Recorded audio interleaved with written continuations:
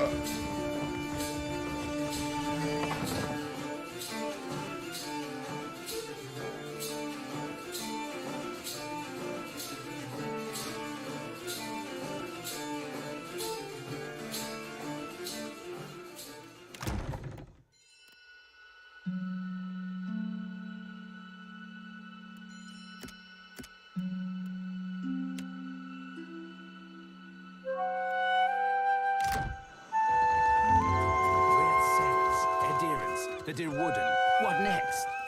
A giant right of the living lands?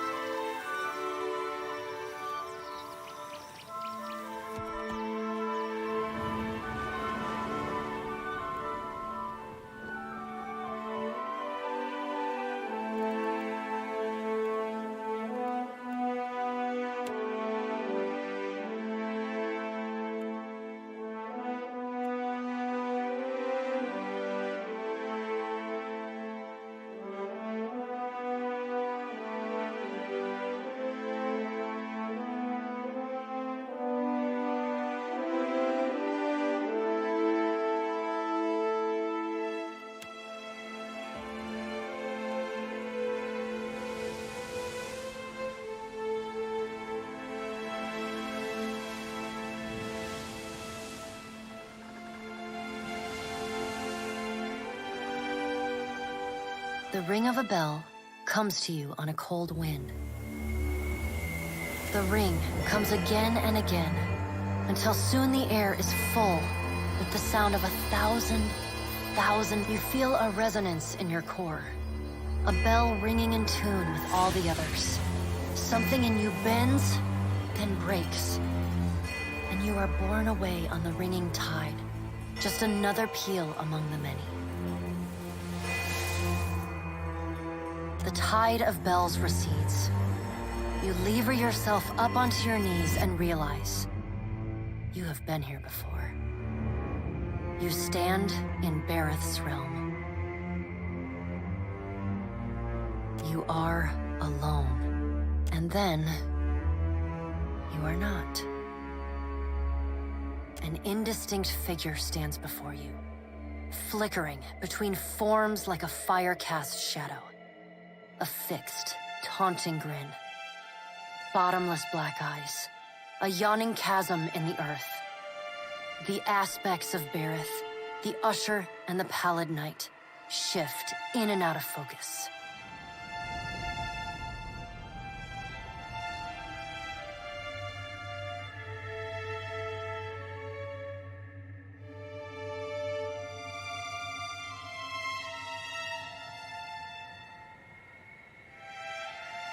And at their back, 4 indistinct shades hover. You feel an eternity stretch out behind each of them, reaching back to places so distant and yet so near you cannot comprehend their size. The shifting image of Bereth settles on the aspect of Watcher. Her voice is the discordant clangor of gongs struck out of time. I tasked you to discover Aethys's intentions. Tell me what you have learned.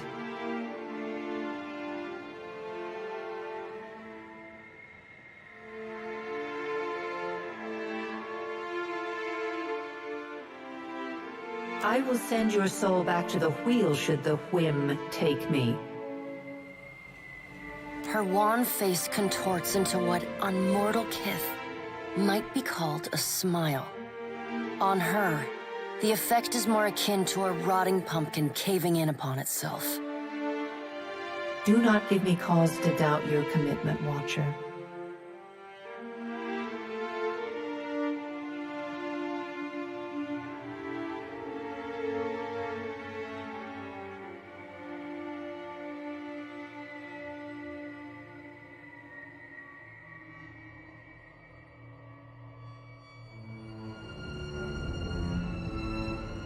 I remind you of our bargain.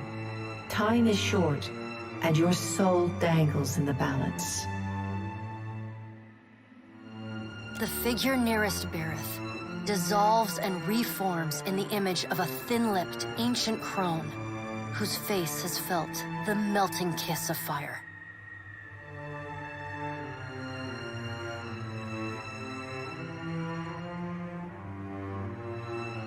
The goddess Wodika strides forward. Does Aethys frighten you, Bereth? He should. Magran subdued Aethys's influence once before, and yet he returned. From out of Wodika's shadow shuffles a hunched, bald man you recognize as the god Scan. His skin is mapped with swollen lash scars, and breath whistles through the ragged hole in his face where his nose once was. He does not speak, but stares up at Wodika, with naked loathing plain on his ruined face. Wodika steeples her long, knob-jointed fingers. We must annihilate Aethys now, before he makes a rash decision we cannot easily annul. She casts a sly look at the pallid night from the corners of her eyes. A moon would do the job nicely.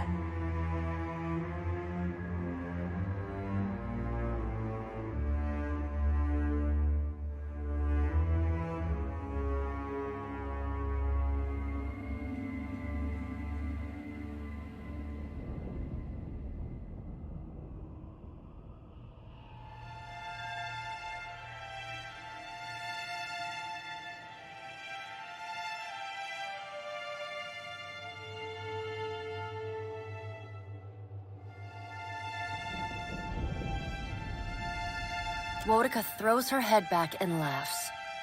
The sound is a dry, rasping bark. Andra could do with a new act. Her current one has grown rather stale.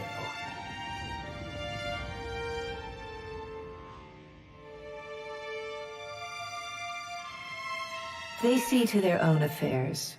You will speak to them in time, should you have the need. The figure beside the aspect of Bereth flows forward in a swirling cloud of ash. The ash falls to the tiles and reveals a molten-skinned woman leaning on a monstrous, wicked-edged broadsword. Magran's glowing lips curl in disdain. We must find a solution to the problem of Aethys that is neither do nothing, nor destroy the world. I acted in haste during the Saints' War. You will not goad me into doing the same now. To move against him while his plans are unknown would be the height of foolishness. We must find wisdom in precaution.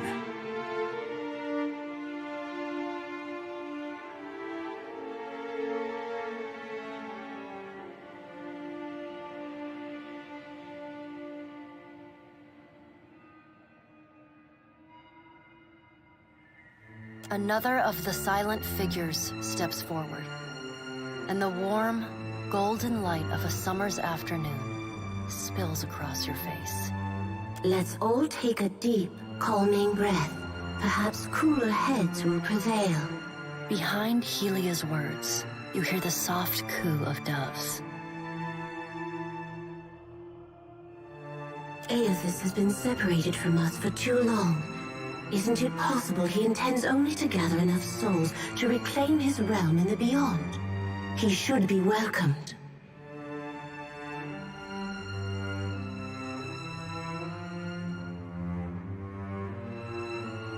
You look up then into avian eyes. Through them, you see clouds of starlings converge and divide.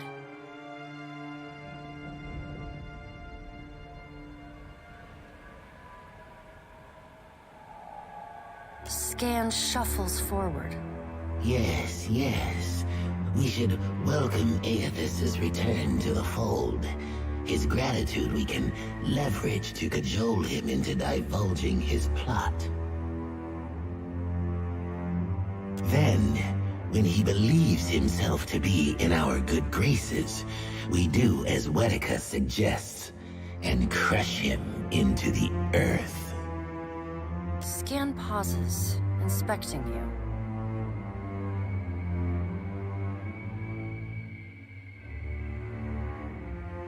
Ah, and here is the Watcher who killed Lord Harren, the man who tormented his dear niece, Alice.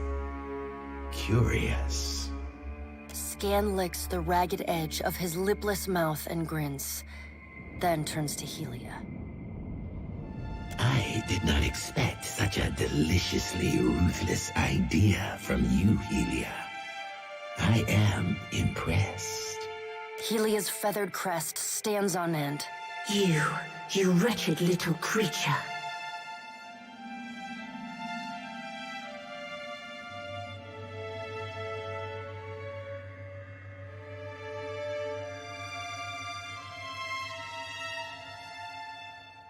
The Pallid Knight gestures for silence. Aethys cannot be killed, but he may be subdued. Yet to do so will take immense power and time. Both stand in his favor. Magrin grits her black glass teeth. That is why we must ascertain his plans before he has the chance to put them into motion.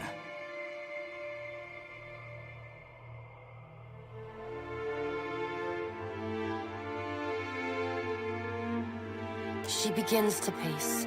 Her steps leave little trails of fire in her wake.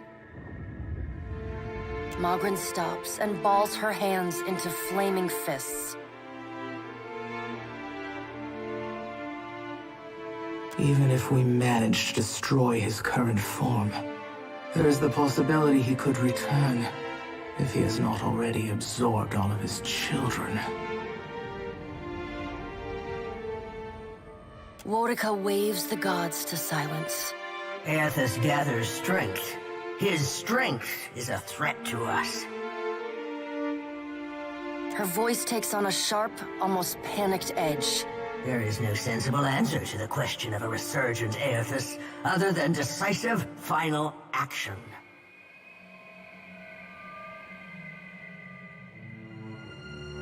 Your opinion is unasked for, but noted. The Pallid Knight says. We will act when it is appropriate to do so, and not before. The Pallid Knight steps away from the half-circle of assembled gods. She pulls herself up to a great height. The words she speaks next come not from her mouth, but from all around you. Follow him, Watcher. The black of the Pallid Knight's irises expand until her eyes are as dark and cold as the void between stars. She bends down and brings her ghostly face level with your own.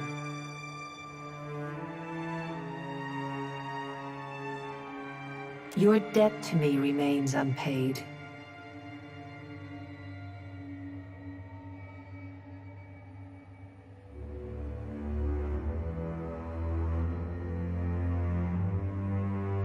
She stares at you, unblinking. Like a needle drawn to a magnet, you are pulled toward her one compulsory step at a time. Helpless to resist, you tumble into her impossible. You fall wildly, endlessly, unable to find your bearings or slow your spin.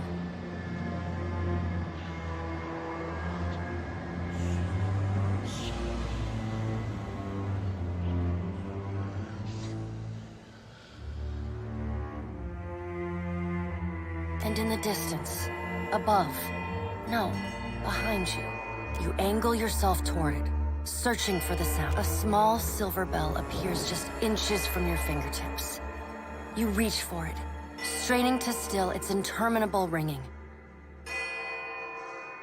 The moment you touch it, your soul slams into your body with all the force of a fall from the top of the sky. You blink open your eyes and find yourself on the floor of your ship's cabin, alone.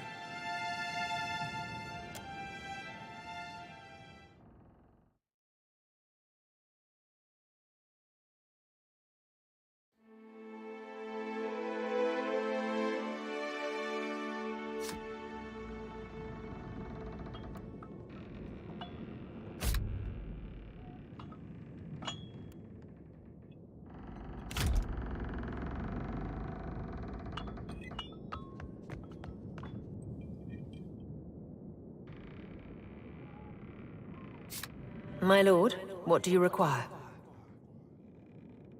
I was the steward of your long before your time. I had my soul bound to a throne of Ardraban.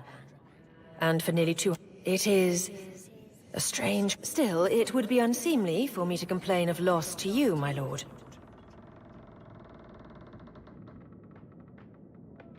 With Cadnua in ruins, there was little purpose in waxing sentimental over the rubble.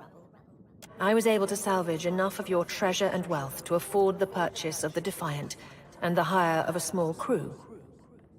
Unfortunately, that consumed the remainder of your once considerable assets. Under the circumstances, I hoped you would not object. I suggest we proceed to Neketaka, my lord. It is the largest city in Deadfire, and we shall be better able to get our bearings there.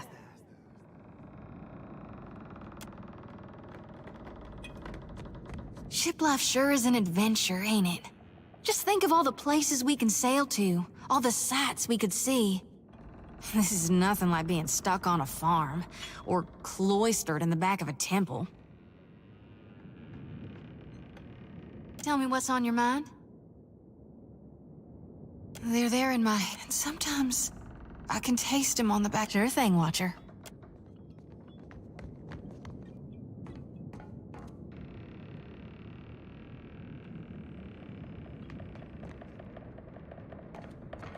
Thank you again for maintaining my story in front of Vanessa and the others. I didn't enjoy deceiving them, but it seemed simpler than the alternative.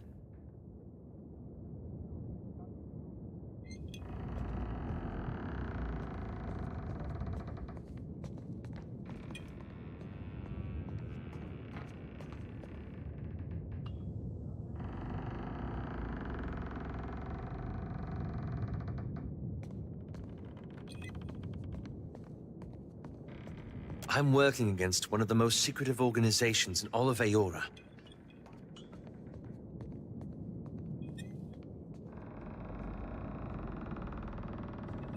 One with a rather troubled history as far as animancy is concerned. That's not the sort of thing one shares with new friends.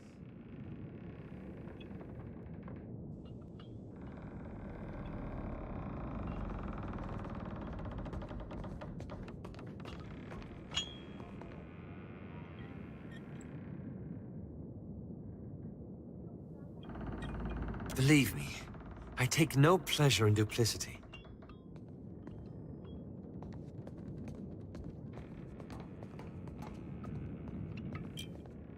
After we parted, I set out to destroy the Leaden Key. It's controlled us for too long. I wanted to free Kith from it. So for 5 years, I've been tracking down Leaden Key circles, searching for the places where they operate in secret.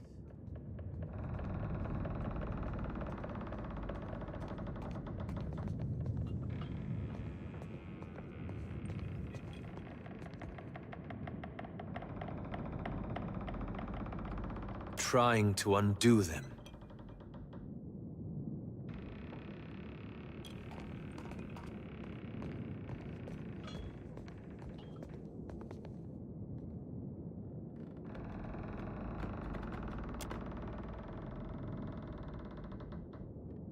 The task has been more difficult than I anticipated.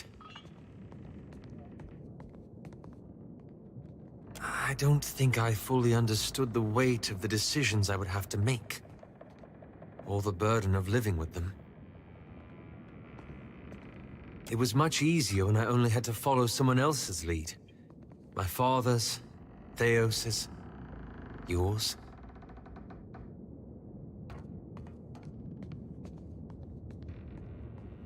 I wish I knew. After we defeated Theos, I thought the hard part of undoing his work would be tracking down the Leaden Key's members and operations.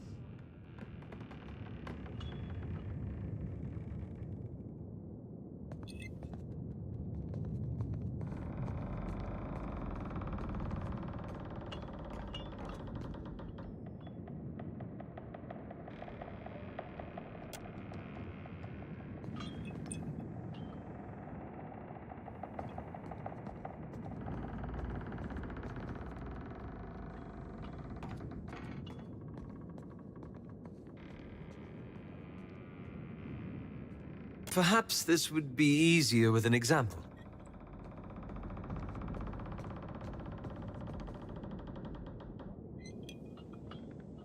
I went to a village in Old Valia, a run-down backwater of a place. Centuries ago, the Leaden Key had intervened to end some heretical cult. The details were lost, but what had endured was a practice of ritual bloodletting. A gruesome, pointless tradition. At every full moon, the villagers would feed the soil with their blood. No one, young or old, sick or hale, was exempt. That's where it gets complicated. The village priest administered the practice. Grim old fellow. Reminded me of Theos.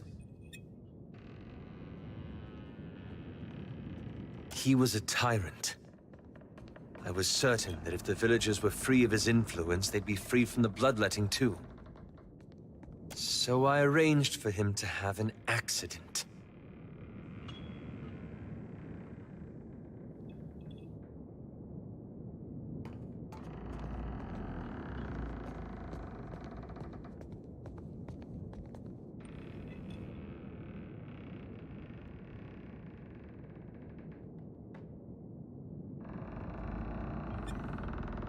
I did it for the right reasons.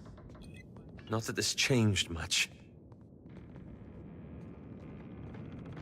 The old man died, and the villagers were terrified. They were convinced his death was an ill omen. They blamed it, and every other mishap that befell them, on their lack of faith. So they began bloodletting every week, turning on their neighbors for giving too little.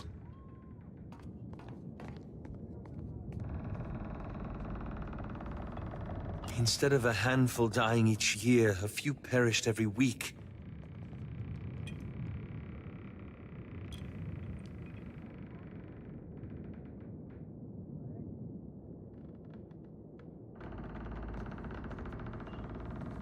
I had to do something, didn't I?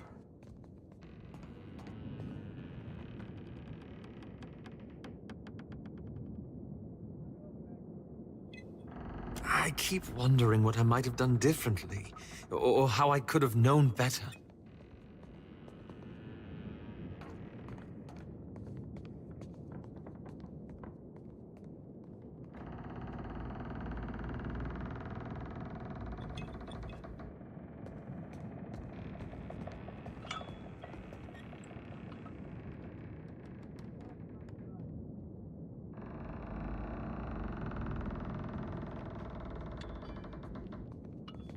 Perhaps so. I should get some rest. It's been a long day, and you've given me a lot to think about.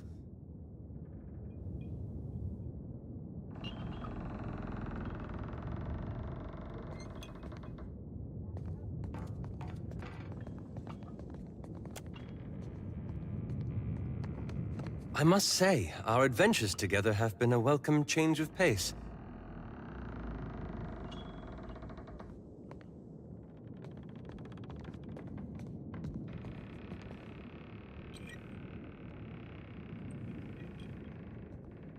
When we first met in the Deerwood, you were struggling for your sanity. Now you're fighting for your soul.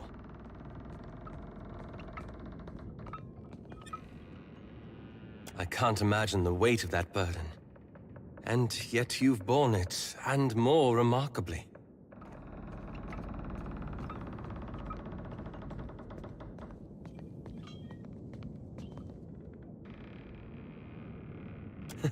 And Berith herself, I imagine. The gods have sent you after Aethys, and every power of note in Deadfire has their own plans for you. That puts you in a position of incredible... I'm glad you don't take your responsibilities lightly.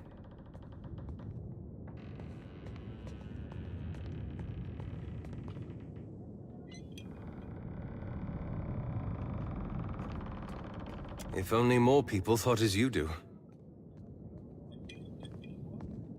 I hope you'll remember this in the days to come.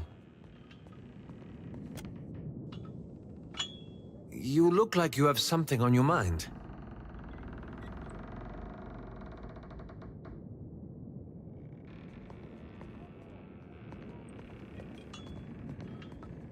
One would hardly imagine that a colossus made of glowing Ardra could be so hard to find. But then I suppose the gods wouldn't have chosen you if the task were easy.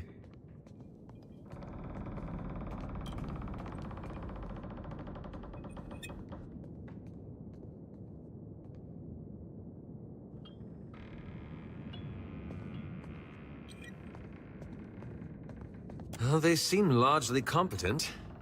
I would feel better about that were they not run by profiteers and animancers. Governor Clario seemed honest and well-intentioned. So one wonders why he was stationed at such an out-of-the-way post.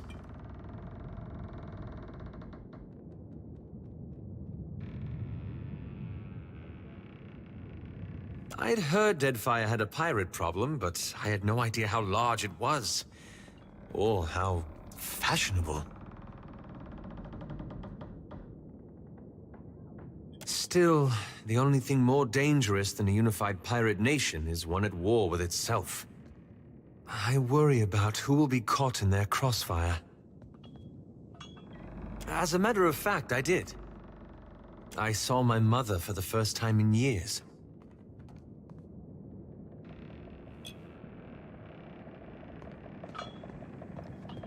She was well. She'd been living with her Thane for quite some time. I don't think she'd been to see my father since I left.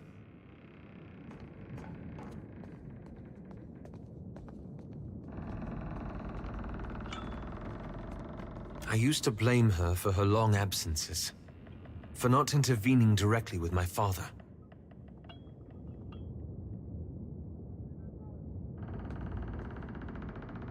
I realized that she was torn between two demanding roles, and two demanding men.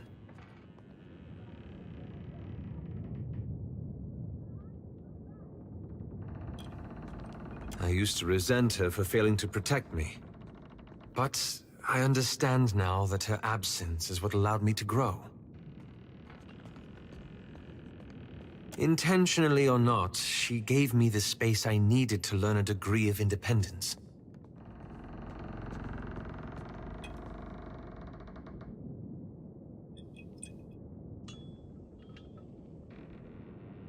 Thank you. It felt good to resolve that much.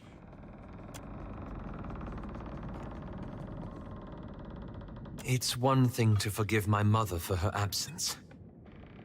quite another to excuse him.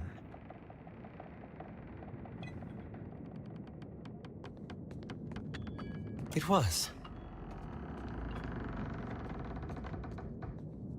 As a matter of fact, I did. I saw my mother for the first time in years. My father was steward to an earl in the Seathwood. My mother entered into a hamnig with a thane when I was I think they must have loved each other once, but It was. It's been a while since I've been able to speak candidly with anyone, especially about the Leaden Key. It's unexpectedly liberating.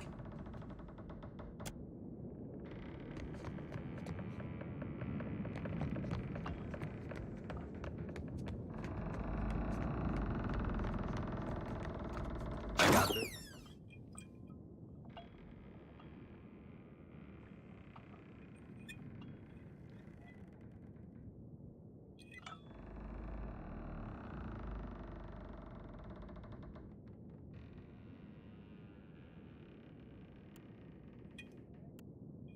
I got this.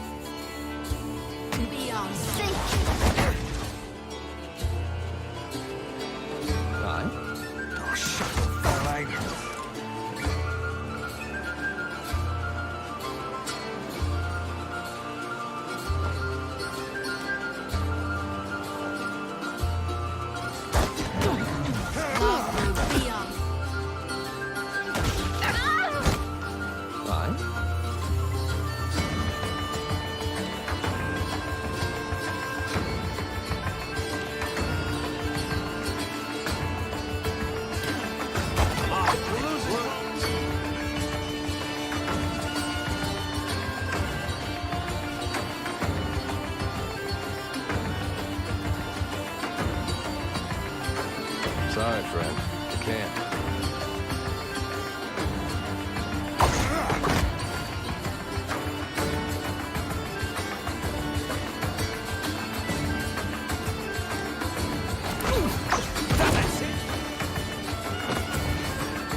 Tell me.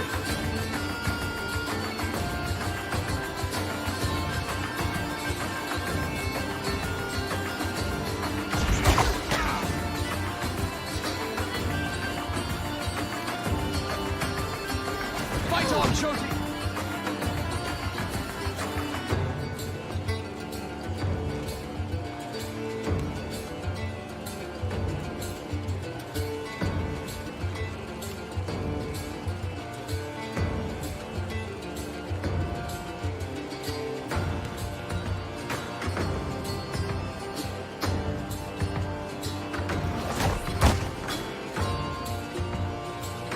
Let's try again.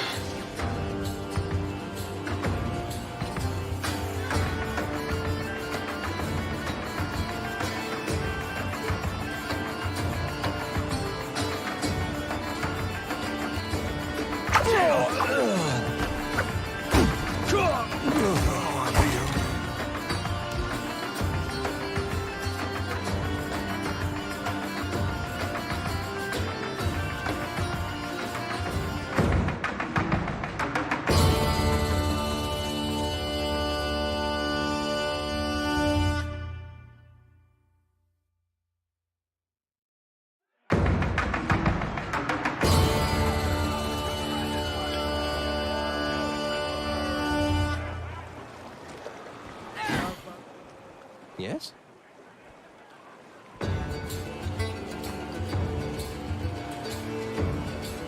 Show them how it's done!